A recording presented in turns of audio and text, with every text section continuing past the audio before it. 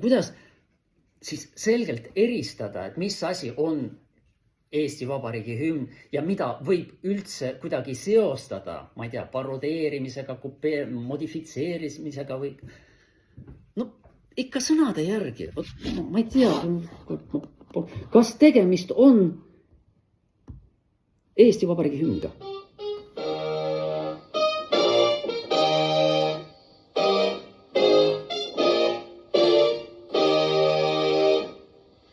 Kas tegemist on Eesti Vabariigi hümniga? No, keegi saalis ei tõusnud, siis võib-olla ei olegi. Aga see oli muide mängitud ühe vasaku käega süntesaatoril. Kui me lisame sellele muusikale näiteks Runebergi rootsikeelsed sõnad, siis me saame laulu Wortland, mille kirjutas oma ooperisse algselt Pacius.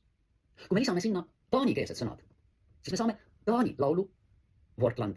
Taani ja rootsi keeled on üsna sarnased, sellepärast ka Wortland. Kui me lisame sinna Norra teksti, Norra sõnad, siis on olemas norrakate laul Paciuse muusikale nimega Lipp Niks Toole jutud. Selline on olemas.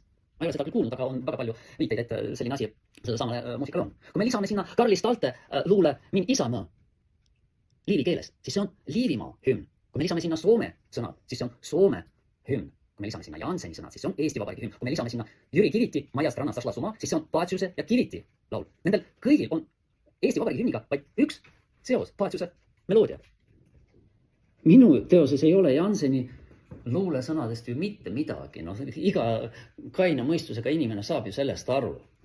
Kui me rääkisime siin ekspertiisidest, siis mina pigem telliksin ekspertiisi, narkoekspertiisi semiootikutele, et mida nad tarvitavad, et nad leiavad seoseid Hoidku Jumal ja NATO. Kusjuures nad ajavad, mäletate, ta ajab veel segamini. Ekspertiisis on märgitud seos Hoidku Jumal ja NATO, samas kui ekspert siin pikalt rääkis hoopis geograafilistest tähendustest. Washington, Brüssel, London.